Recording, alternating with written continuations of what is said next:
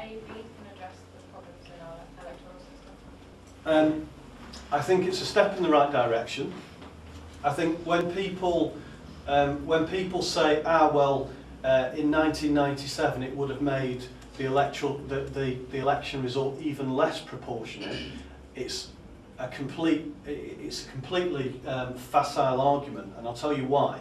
Because if we'd had AV in that election, people wouldn't necessarily have voted the way that they did. So we don't know whether AV would actually create a more proportional system than we've had in previous elections. I think it's fair to say that it would be more proportional, but how much more proportional we can't possibly judge. But for me, I think once we get, if we get AV, and I have to say I'm not confident at all that the AV referendum will be won, but if we were to get AV, I think it would very quickly lead to a properly proportional system. Right, I have a feeling I'm going to regret this. I'm going to allow Will Stover, former chair of our Conservative. We're allies now.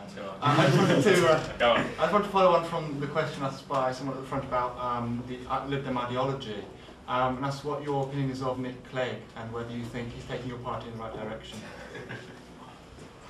Well, in the spirit of coalition, I've seen some of the things that Will said about me on forums, but I won't repeat that.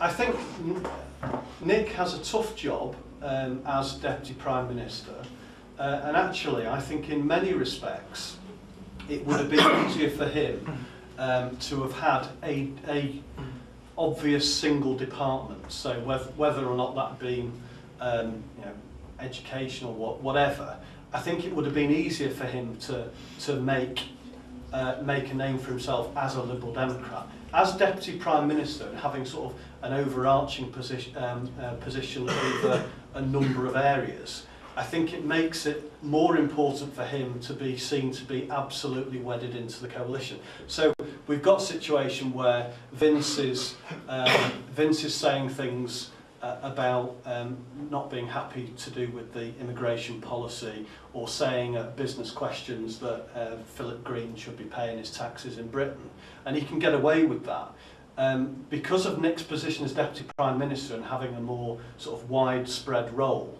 I think he has to be seen to be more in bed with David Cameron than perhaps he would like.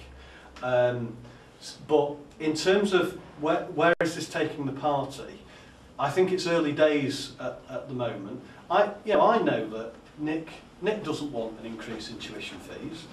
That's the thing furthest from his mind. But he's gonna, if that's what's proposed, that's what he's going to have to go along with. But the party leader is not the heart and soul of the party. The party leader is the Deputy Prime Minister and part of the coalition government, and he will continue to be part of the coalition government, so he has to push the coalition government line. However much he might disagree and have private rows with George Osborne or whatever. But I think actually David Cameron and Nick Clegg seem to get on quite well together, which, if you look at their views on things, and Nick's been seen as somewhere on the right of the party, I don't see that at all. I've had numerous conversations with Nick about his position on issues, and I don't see him being this terrible right-winger that the Daily Mirror have tried to portray him as. It's just not true. I thought it'd be a lot worse than that. As you said that you were against this rise in tuition fees, and I assume you were a student one day. What would you do if you were a student today? Do you think demonstrations are useful? What would you propose us to do? Well, I was a student. I was a student until between 1990 and 1994. I left university with just under £1,000 of debt, which, I don't think I can stand here and tell potential students that it's perfectly okay for you to end up with 40 grand's worth of debt when you leave university. I think, frankly, it's cheeky of politicians who got a free education to turn around and say, but yeah, those were those days, tough, you've got to pay. I just don't take that, I just don't accept that. In terms of what students can do, I think putting pressure on on your MPs to oppose it. I mean, do demonstrations work? Sometimes. I think it depends on the level, on the scale of the demonstration. But I would personally concentrate on nobbling individual MPs and putting pressure on them not to support it. Question there. Do you think it's a problem that the coalition, certainly the cabinet, seems to be predominantly more white, more middle class and more male than the previous cabinet? And are you well, did everybody have a question? The question is basically, is John concerned that the cabinet seems to be more predominantly white rather than more diverse as perhaps you and male as well? Yeah. Our party has a problem with its diversity in Parliament, no question about that. But look at our party within the European Parliament, where we have a better electoral system, and we have a better mix of members of the European Parliament. And I think we don't have the luxury that Labour or the Tories have. And if you actually look at the Tory benches this election are far more diverse than they've ever been. And I think that is to be, they ought to be commended for that.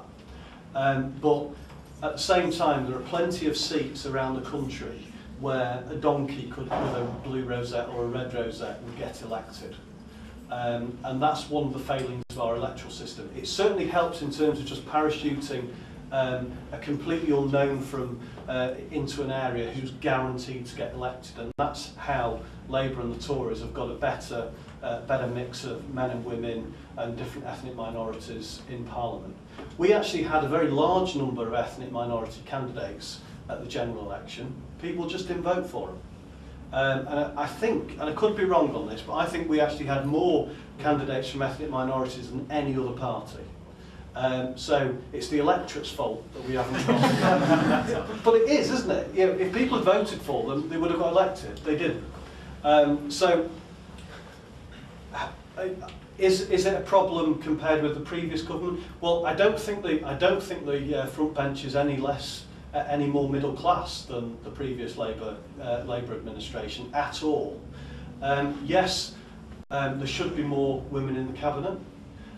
Yes, there should be a better mix of different ethnic minorities within the cabinet, but we've only been in government for a small number of months.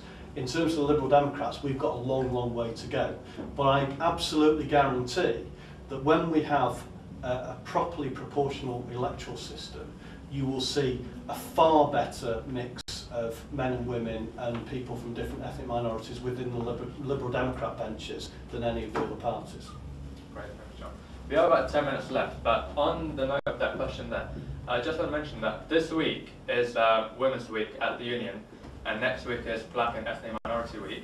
So, I mean, John, what measures do you think would be best to promote women and ethnic minority candidates to help them get elected more often? You know, I mean, quotas and all-women shortlists have drawn some criticism previously, but what measures do you think would help to get them elected? Well, two things that I do personally. I mentored one of our female candidates from the general election, who is actually from an ethnic minority as well, Vera Hobhouse, who's actually German, but was one of our candidates up in Rochdale. So I took part in the mentoring scheme to try and encourage women candidates coming forward and giving them extra support, and extra resources were put in as well.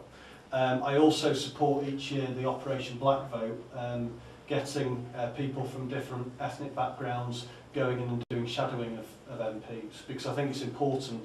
You know, it's all very well to say, yes, isn't it terrible that we haven't got enough women or people from ethnic minorities on our parliamentary benches, but we've got to be seen to be encouraging people at the same time. I think that the single best thing for getting Parliament more representative of the people that live in this country is a proper electoral system that gives the right number of seats for the right number of votes. Any further questions?